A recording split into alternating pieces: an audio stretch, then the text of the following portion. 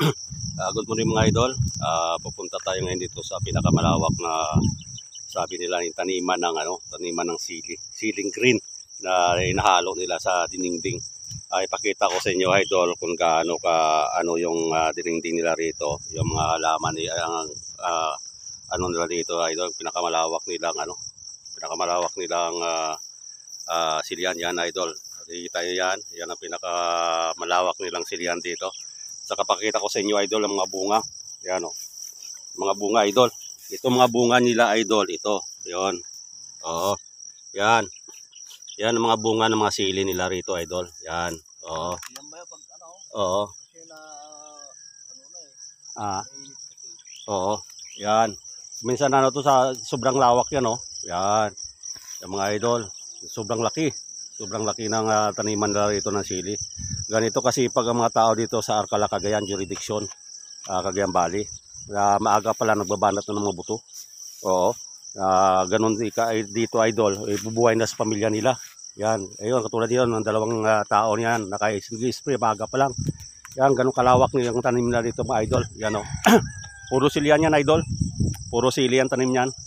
Oo. Kulay green na paakala mo manghang po hindi. Pangalo nila yan sa dinding. Oo, sa sinigang. Yan, ganun kalawak ng lupain nila idol dito. Ganun no. Yon, yung sa kabila yung mga mangga naman. Yon, ganun kalawak. Hanggang diyan sa extension ng river ng Cagayan Valley. Yan. Yon. Ganun kalawak mga idol. Yon, hanggang doon sa ginga nila dami. Yan. Ganun dito idol. Ganun kasipag mga tao. Ganun kasipag talaga rito. Magtanim ng mga gulay, hindi nagugutom ang tao rito sa lawak ng lupa nila. Kailangan dito, sipag talaga. Yung katulad sinasabi ko sa vlog ko idol, pag masipag ka rito, hindi ka magugutuman.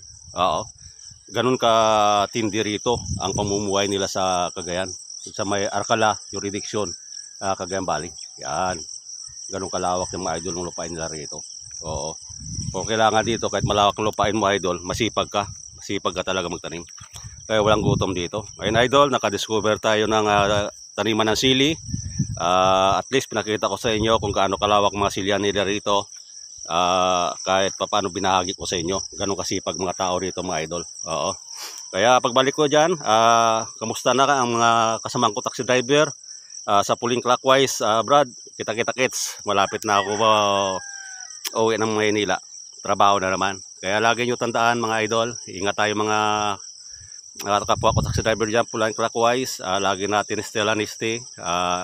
Tayo lahat, pakita natin na tayo sa kumpanya disiplinado.